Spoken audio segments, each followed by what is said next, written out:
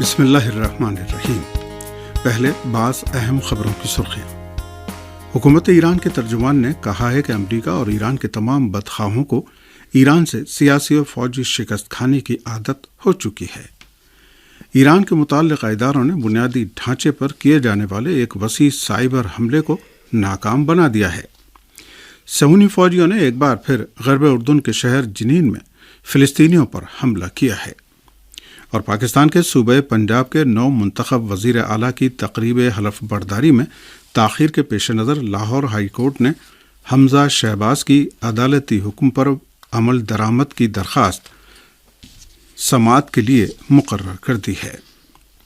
اہم خبروں کی سرخیوں کے بعد اب خبروں کی تفصیل۔ حکومت ایران کے ترجمان نے کہا ہے کہ امریکہ اور ایران کے تمام بدخواہوں کو ایران سے سیاسی و فوجی شکست کھانے کی عادت ہو چکی ہے۔ حکومت ایران کے ترجمان علی بہادری جہرومی نے صحرائے طبس میں پیش آنے والے واقعے کی جانب اشارہ کرتے ہوئے آج کہا کہ ملت ایران سے امریکہ کو ہونے والی متعدد ناکامیوں کی ایک اہم وجہ ملت ایران کا ایمان اور اللہ کی جانب سے اسلامی معاشرے کا تحفظ ہے۔ حکومت ایران کے ترجمان نے کہا کہ مقدس دفاع اور اس کے بعد کا دور ان علامتوں سے پر ہے جس نے حتمی شکست کو ملت ایران کی حتمی کامیابی میں تبدیل کر دیا ہے، اور اس کا ایک ثبوت پابندیوں کی ناکامی ہے۔ واضح رہے کہ 24 اپریل سن 1980 کو امریکی فوجی تہران میں اپنے جاسوسی کے اڈے سے 53 امریکی جاسوسوں کو رہا کرانے کے بہانے 6 جنگی طیاروں اور 8 ہیلی کاپٹروں کے ساتھ ایران کی فضائی حدود میں داخل ہوئے تھے۔ تاہم اچانک آنے والے ریت کے طوفان کے باعث امریکی طیارے اور ہیلی کاپٹر آپس میں ہی ٹکرا گئے، جس کے نتیجے میں کئی امریکی فوجی ہلاک ہو گئے اور ان کی سازش ناکام ہو گئی۔ ایران کے متعلقہ اداروں نے بنیادی ڈھانچے پر کیے جانے والے ایک وسیع سائبر حملے کو ناکام بنا دیا ہے۔ ایوان صدر کے مرکز برائے انفارمیشن ایکسچینج سیکورٹی کا کہنا ہے کہ اس مرکز کے ماہرین نے پچھلے چند روز کے دوران بروقت اقدامات انجام دے کر ملک کے بنیادی ڈھانچے پر کیے جانے والے وسیع سائبر حملے کو پہلے ہی مرحلے میں ناکام بنا دیا ہے۔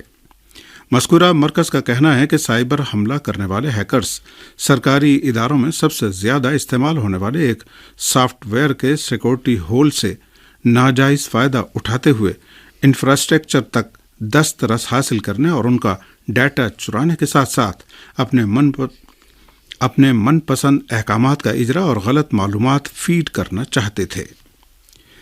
مرکز برائے انفارمیشن سیکورٹی ایکسچینج کے مطابق اس سے پہلے کہ ہیکر اپنے ناپاک عزائم کو عملی جامہ پہناتے، ان کی اس کوشش کو ناکام بنا دیا گیا۔ انفارمیشن سیکورٹی ایکسچینج سینٹر کا کہنا ہے کہ سائبر حملے کے طریقہ کار اور ہیکروں کے اقدامات پر ہمارے ماہرین کی پوری دسترس کے نتیجے میں حملہ آوروں کے اہداف کی نگرانی کی گئی اور واضح ہو گیا کہ اس حملے کا اصلی ہدف 100 سرکاری اور نجی الیکٹرانک خدمات کو نشانہ بنانا تھا۔ صہیونی فوجیوں نے ایک بار پھر غرب اردن کے شہر جنین میں فلسطینیوں پر حملہ کیا ہے، جس کے بعد صہیونی فوجیوں اور فلسطینیوں کے درمیان شدید جھڑپیں ہوئی ہیں۔ وفا خبر رساں ایجنسی کی رپورٹ کے مطابق صہیونی جیل سے رہا ہونے والے امجد الدامونی کی دوبارہ گرفتاری کے بعد آج جنین کیمپ میں فلسطینی مجاہدین اور صہیونی فوجیوں کے درمیان شدید جھڑپیں ہوئی ہیں۔ کئی گھنٹے تک جاری رہنے والی ان جھڑپوں کے بعد آخرکار فلسطینی نوجوانوں نے غاصب صہیونی فوجیوں کو پسپائی اختیار کرنے پر مجبور کر دیا۔ غرب اردن کے مختلف شہروں بالخصوص جنین میں ماہ رمضان المبارک کے آغاز سے ہی صہیونی حکومت کی جارحیتوں کا سلسلہ تیز ہو گیا ہے، اور اب تک دسیوں فلسطینی شہری صہیونی فوجیوں کی فائرنگ کا نشانہ بن کر شہید اور زخمی ہو چکے ہیں۔ دریں اثنا غاصب صہیونی حکومت کے حکام نے فلسطینی تاجروں اور مزدوروں پر بیت حانون گزرگاہ کو بند کرنے کا فیصلہ کیا ہے۔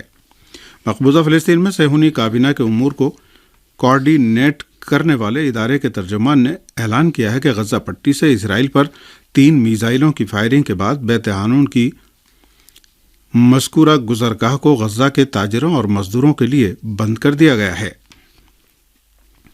فلسطینی نیوز ایجنسی سما نے صہیونی حکومت کے ریڈیو کے حوالے سے رپورٹ دی ہے کہ صہیونی وزیر جنگ بنی گانٹس نے سیکورٹی اجلاس کے بعد بیتحانون گزرگاہ کو تاجروں اور مزدوروں پر طویل عرصے تک بند رکھنے کا فیصلہ کیا ہے۔ یہ خبریں آپ کی خدمت میں ریڈیو تہران سے پیش کی جا رہی ہیں۔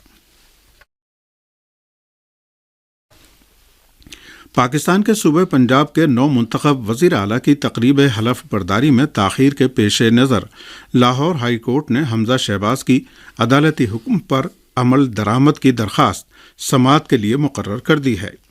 پاکستانی میڈیا کے مطابق لاہور ہائی کورٹ کے چیف جسٹس حمزہ شہباز کی درخواست پر سماعت کل منگل کو کریں گے۔ حمزہ شہباز نے درخواست میں موقف اختیار کیا ہے کہ درخواست گزار کے پاس عدالت کے آئینی دائرے اختیار کو استعمال کرنے کے علاوہ اور کوئی راستہ نہیں ہے۔ درخواست میں کہا گیا ہے کہ لاہور ہائی کورٹ نے صدر پاکستان کو حلف کے لیے نمائندہ مقرر کرنے کی ہدایت کی تھی، لیکن صدر کی جانبداری سے صاف ظاہر ہوتا ہے کہ وہ تحریک انصاف کے حکم پر عمل کر رہے ہیں۔ درخواست میں عدالتی حکم پر عمل درآمد کی استدعا کی گئی، جس پر لاہور ہائی کورٹ نے درخواست پر سماعت کے لیے وقت مقرر کر دیا ہے۔ اس سے پہلے وزیر اعظم ہاؤس کی جانب سے بھی صدر پاکستان کو ایک خط ارسال کیا گیا ہے، جس میں پنجاب کے وزیر اعلیٰ کی تقریب حلف برداری میں تاخیر کا ذمہ دار صدر کو قرار دیا گیا ہے۔ عراقی فوج نے صوبہ الانبار میں داعش کا ایک اور اڈہ تباہ کر دیا ہے۔ القدس العربی نے آج رپورٹ دی ہے کہ عراق کی انسداد دہشت گردی فورس کے جوانوں نے عزم محکم آپریشن کے دوسرے مرحلے میں صوبہ الانبار کے صحرا علاقے میں گھس کر 3 ہیلی برن آپریشن انجام دیے اور باقی ماندہ داعش دہشت گردوں کے اڈوں کو تباہ کر دیا۔ عراقی فوجیوں کی کارروائی میں داعش کے اڈوں سے بڑی مقدار میں ہتھیار اور دھماکہ خیز مواد ملنے کی خبر ہے۔ عراق کی عوامی رضاکار فورس الحشد الشعبی کے کمانڈر قاسم مسلح نے عزم محکم آپریشن کے بارے میں کہا ہے کہ عزم محکم آپریشن کا دوسرا مرحلہ سیکورٹی اہلکاروں کے ساتھ تیار کی جانے والی منصوبہ بندی کے مطابق انجام پایا۔ عراق کے وزیر اعظم مصطفیٰ الکاظمی نے اس آپریشن کا دوسرا مرحلہ شروع ہونے سے پہلے عراقی سیکورٹی فورس کے سینئر کمانڈروں سے ملاقات میں داعشیوں کو ہلاک کرنے کا اعلان کیا اور سیکورٹی اہلکاروں سے مطالبہ کیا کہ اس سلسلے میں کوئی نرمی نہیں دکھائیں۔ سن 2017 میں شکست کے باوجود عراق کے بعض علاقوں میں داعش دہشت گرد موجود ہیں جو گاہے بگاہے دہشت گردانہ کارروائیاں انجام دیتے ہیں۔ یمن کی نیشنل سالویشن حکومت کے سربراہ نے کہا ہے کہ جارحِ سعودی اتحاد قیام امن کے سلسلے میں سنجیدہ نہیں ہے۔ یمن کی نیشنل سالویشن حکومت کے سربراہ محمد عبدالسلام نے اپنے ٹویٹ میں کہا ہے کہ جنگ بندی سمجھوتے میں پروازوں کی اجازت کے باوجود لائسنس نہ ملنے کی وجہ سے صنعاء کا انٹرنیشنل ایئرپورٹ بند رہا اور الحدیدہ بندرگاہ تک بحری جہازوں کے پہنچنے میں رکاوٹ ڈالنا سمجھوتے کی کھلی خلاف ورزی اور قیام امن کے سلسلے میں جارحِ سعودی اتحاد کے سنجیدہ نہ ہونے کا ثبوت ہے۔ اس سے پہلے یمن کی مرکزی حکومت نے اعلان کیا تھا کہ اقوام متحدہ نے صنعاء انٹرنیشنل ایئرپورٹ سے 6 سال کے بعد پروازیں شروع کرنے پر اتفاق کر لیا ہے۔ دریانسنا صنعاء میں ایویشن ادارے کے ترجمان مازن غانم نے کہا ہے کہ اقوام متحدہ نے نیشنل سالویشن حکومت کی وزارت خارجہ کو صنعاء ایئرپورٹ سے اردن کے ملکہ علیا ایئرپورٹ کے لیے پہلی بزنس فلائٹ کی اجازت دے دی ہے۔ صنعاء انٹرنیشنل ایئرپورٹ سے پروازوں کی بحالی یمن میں 2 مہینے کے لیے ہونے والے جنگ بندی سمجھوتے کی ایک اصلی شرط ہے۔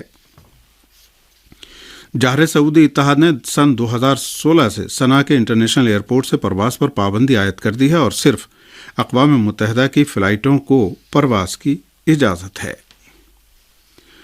فرانس کے موجودہ صدر ایمانوئل میکرون ایک بار پھر صدارتی انتخابات میں کامیاب ہو گئے ہیں۔ ایران پریس کی رپورٹ کے مطابق انہوں نے مجموعی طور پر 58% سے زیادہ ووٹ حاصل کیے ہیں۔ ایمانوئل میکرون نے اتوار کے روز صدارتی انتخابات کے دوسرے مرحلے میں دائیں بازو کی انتہا پسند جماعت نیشنل ریلی کی امیدوار مارین لوپن کو شکست دے دی۔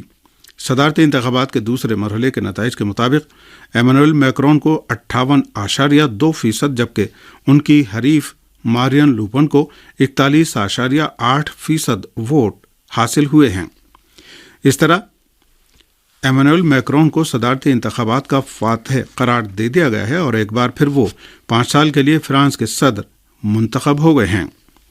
10 اپریل کو ہونے والے صدارتی انتخابات کے پہلے مرحلے میں میکرون کو 27.84% ووٹ ملے تھے، جبکہ ان کی حریف کو 23.15% ووٹ حاصل ہوئے تھے۔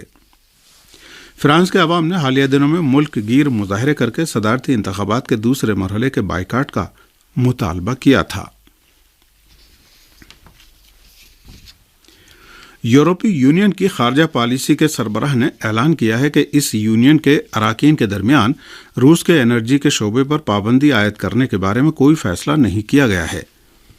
یورپی یونین کی خارجہ پالیسی کے سربراہ جوزف بوریل نے کہا کہ روسی تیل و گیس کی درآمدات پر تنبیہ کے طور پر کسٹم ڈیوٹی بڑھانے یا مکمل پابندی عائد کرنے کے لیے یورپی یونین کے تمام اراکین کی بھرپور حمایت حاصل نہیں ہے۔